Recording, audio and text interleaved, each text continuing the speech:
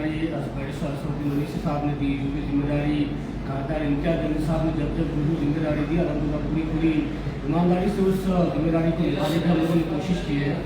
आज ये press conference देने का मकसद ये है कि 2024 के जो हमारे MP इलेक्शंस हुए थे उसके अंदर जो जमात का रिजल्ट रहा है, एज अ डिस्ट्रिक्ट प्रेसिडेंट मेरी भी जिम्मेदारी बनती है कि उस रिजल्ट का कुछ हिस्सा मेरे ऊपर भी आता है, कुछ जिम्मेदारी मुझ पर भी आती है। तो मैं उस रिजल्ट को मद्देनजर रखते हुए ये समझता हूँ कि उसके अंदर मेरी भी गलती है, कहीं कोताही मुझसे हुई होगी जिसकी वजह से ऐसा रिजल्ट आया है। तो उस रिजल्ट की जिम्मेदारी मैं अपने ऊपर लेते हुए बताता हूँ कि मैं डिस्ट्रिक्ट प्रेसिडेंट की पोस्ट से बिल्कुल रिजाइन दे रहा हूँ, राजीनामा दे रहा हूँ। इंशाल्लाह आने वाले वक्त के अंदर जो भी जमात जिम्मेदारी देगी उसको पूरी ईमानदारी से के साथ निभाने की कोशिश करेंगे। हम लोग जमात के सिपाही थे, है और इंशाल्लाह हमेशा रहेंगे। दूसरी बात यह है कि मैं विधानसभा के लिए इच्छुक उम्मीदवार हूँ। 2019 के अंदर भी मैंने जमात से जो तो MLA के लिए टिकट मांगा था, वो वक्त हमारा जो तो लग साथ नहीं दिया, जो वजह रही। पिछले 5 साल के अंदर लगातार हम लोगों ने जमात के लिए खिदमत की है। शहर के अंदर और ज़िले के अंदर हम लोग पहुँचे हैं। ख़ासतौर पर औरंगाबाद डिस्ट्रिक्ट के अंदर हर सर्कल के अंदर, हर गांव के अंदर मजलिस इत्तेहादुल मुस्लिमीन की शाखा हम लोगों ने बनाई। जहाँ जहाँ हम पहुँच सके हम पहुँचने की कोशिश किए, मगर जो भी रिजल्ट आया अल्लाह की जो मर्जी थी हमने उसको एक्सेप्ट किया है। अब आने वाली विधानसभा के लिए जैसे मैंने कहा कि मैं खुद इच्छुक उम्मीदवार हूँ, तो मैं ये चाहता हूँ कि मैं डिस्ट्रिक्ट प्रेसिडेंट की पोस्ट को और ना निभाते हुए सिर्फ अपने मतदार संघ के ऊपर फोकस करूँ तो ज़्यादा बेहतर रहेगा मेरे लिए। तो आने वाले वक्त के अंदर हम लोग अपने मतदार संघ के अंदर ज़्यादा मेहनत करेंगे, ज़्यादा काम करेंगे और कोशिश करेंगे कि औरंगाबाद शहर के तीनों जो विधानसभा के हमारे हल्के हैं हम उसके अंदर मजलिस इत्तेहादुल मुस्लिमीन के उम्मीदवार को जिताएं, जो कि मैं भी हो सकता हूँ। कितने लोगों ने आपके साथ राजीनामा? नहीं, अभी तो मैं अगर डिस्ट्रिक्ट प्रेसिडेंट को राजीनामा दे रहा हूँ और मैं राजीनामा दे रहा हूँ तो मतलब मेरे साथ साथ मेरी पूरी टीम जो जिले की है वो भी राजीनामा पूरी टीम बोले तो मनसू पटेल भी दे रही है। पूरी डिस्ट्रिक्ट की हमारी जो टीम है वो हमारे साथ राजीनामा दे रही है। महाराष्ट्र प्रेसिडेंट ने अपने जो गफ्फार कादिर साहब उन्होंने खिलाफ में काम किए, तो उनका फर्ज नहीं बनता कि राजीनामा दे? नहीं, वो मेरा आप राजीनामा दे रहे थे? वो बड़े पदाधिकारी हैं, मैं छोटा पदाधिकारी हूँ। वो मुझ पर एक्शन ले सकते हैं, मैं उनके ऊपर कोई जो तो इल्ज़ाम नहीं लगा सकता। उनका जो भी इल्ज़ाम की बात कर रहे हैं आप। जो है तो पार्टी के अंदर कई नौजवान जो है आपके साथ में अभी भी है और कुछ आने वाले होंगे, वो लोग आपको देखकर जुड़े थे। जैसे ही आप रिजाइन करते हैं तो शायद ही इसका असर आपके जितने भी पदाधिकारी आपके साथ में उन नौजवानों के ऊपर भी पड़ेगा। मैं पोस्ट से रिजाइन दे रहा हूँ, पार्टी से रिजाइन नहीं दे रहा हूँ। जमात हमारे खून के अंदर दौड़ती है। मजलिस इत्तेहादुल मुस्लिमीन के लिए काम करते थे, करते हैं, करते रहेंगे। बैरिस्टर असदुद्दीन ओवैसी साहब को देखकर हम जमात के अंदर जुड़े थे और जब तक बैरिस्टर असदुद्दीन ओवैसी साहब है हम लोग जमात के अंदर मौजूद है। हमारी नाराजगी किसी से नहीं है। मैं खुद पर इल्ज़ाम ले रहा हूँ कि भाई मुझसे कुछ कमी नहीं गई होगी डिस्ट्रिक्ट के अंदर, जिसकी वजह से ऐसा रिजल्ट आया।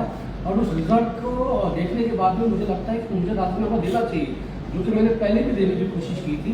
मगर अब जबकि विधानसभा सर के ऊपर है तो हम चाहते हैं कि डिस्ट्रिक्ट की जिम्मेदारी हम ना निभाते हुए औरंगाबाद शहर की जिम्मेदारी को ज़्यादा बखूबी 1 महीना 10 दिन के बाद राजीनामा देंगे। रिजल्ट के 4 दिन के बाद ही मैंने इम्तियाज अली साहब से कहा था कि मैं राजीनामा देना चाहता हूँ। इम्तियाज मैंने तब कोई जवाब मुझे नहीं दिए थे।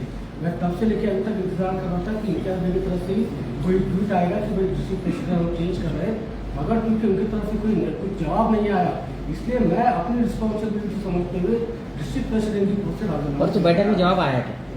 कोई जवाब नहीं आपकी तरफ से भी। अभी उनकी हाँ है इसके लिए? सही बात। अगर साहब की हाँ होती तो मुझे प्रेस कॉन्फ्रेंस करने की नौबत नहीं आती, मैं उसके बाद जाकर राजीनामा दे चुका हूँ। क्योंकि उनकी तरफ से कोई जवाब नहीं आया, इसीलिए मैं प्रेस कॉन्फ्रेंस करके बात जनता आपको बता रहा हूँ कि मैं एज अ डिस्ट्रिक्ट प्रेसिडेंट अपनी आगे की कार्यकाल को नहीं निभाऊंगा, मैं उसके लिए तैयार नहीं हूँ, मैं राजीनामा दे दूँ। एक स्ट्रैटेजी समझ में ये नहीं आई कि जिलाध्यक्ष रह के आप विधानसभा लड़ नहीं सकते, ऐसे कोई बायलॉज है? ऐसे कोई बायलॉज नहीं है। मैं बस चाह रहा हूँ कि मैं मेरे मतदार संघ के ऊपर फोकस करूँ। देखिए क्या है, अगर मैं पूरे 6 सालों से 7 सालों से के ऊपर काम करने जाऊँगा तो मेरा मतदार संघ पीछे ना रह जाए। जिस तरीके से देखिए इम्तियाज अली साहब पूरे महाराष्ट्र के सदर, वो पूरा महाराष्ट्र भी दौरा करते रहे, जिले के अंदर ज़्यादा टाइम नहीं दे सके, उनके ऊपर जिम्मेदारियाँ पूरे महाराष्ट्र की थी। साथ ही में जो है तो और भी उन्होंने अलग अलग स्टेट्स में भी जाते थे, मैं समझता हूँ कि मैं बस एक मतदार संघ के ऊपर फोकस कर सकूँ या 2 मतदार संघ के ऊपर फोकस कर सकूँ तो यहाँ पे हम अच्छा रिजल्ट दे सकेंगे।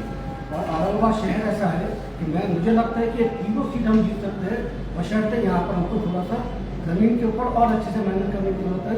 जिस तरीके से हमारे सिटी प्रेसिडेंट लगातार पूरे शहर के अंदर काम कर रहे हैं, वोटर ID के कैंप्स ले रहे हैं, लाडली बहन के जो हमारे फॉर्म जो है वो हमारे कॉर्पोरेट अलग अलग इलाकों के अंदर उसके कैंप्स लेके फॉर्म भर रहे थे। एक अच्छे इनिशिएटिव हैं जो जमात की तरफ से लिए जा रहे हैं और इंशाल्लाह इन्हीं इनिशिएटिव्स को हम नेक्स्ट लेवल के ऊपर लेके जाने की कोशिश करेंगे। आज की प्रेस के बाद अगर कल को अगर आपके पास जवाब आता है तो क्या आप ये जो आपने अल्फाज है वो वापस लेंगे?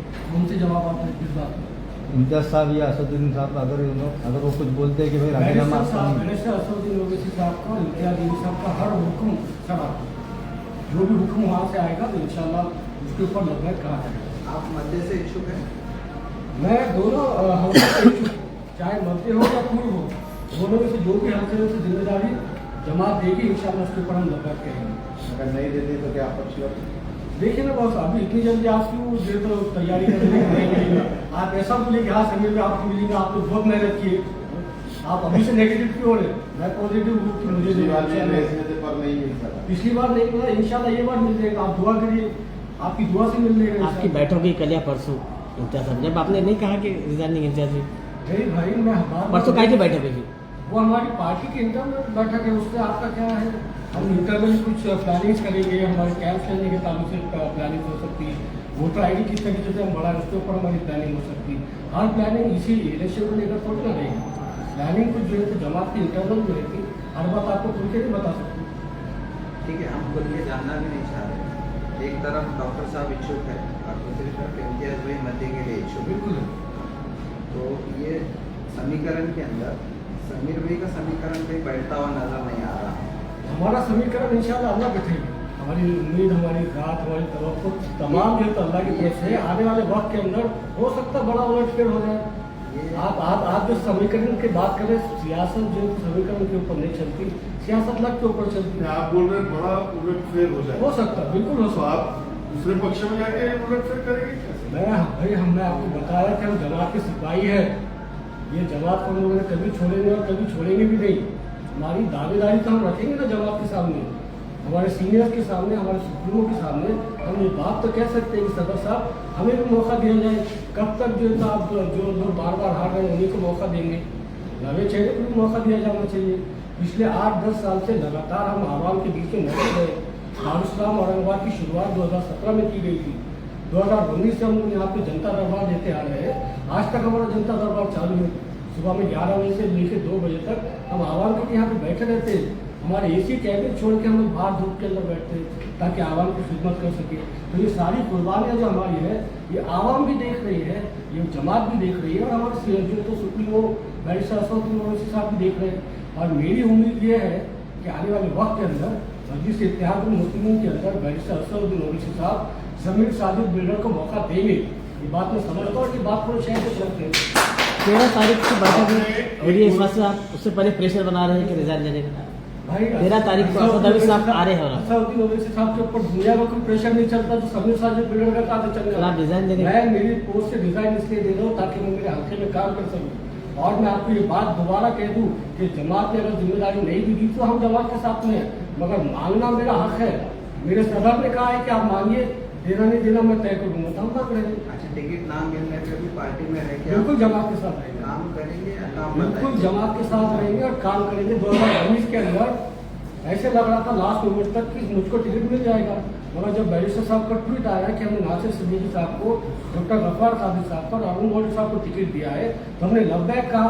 10 मिनट के अंदर नासिर सिद्दीकी साहब को दारुस्सलाम में बुलाया और उनकी गुलपोशी की। सिर्फ गुलपोशी ही नहीं की बल्कि पूरा इलेक्शन नासिर सिद्दीकी साहब का दारुस्सलाम से करने किया है। हमने हमारी कुर्बानियाँ दी, हमने हमारी मेहनत की, हमारे जेब का माल लगाया, हमारा वक्त लगाया। जमात के लिए हमने लोगों ने क्या किया?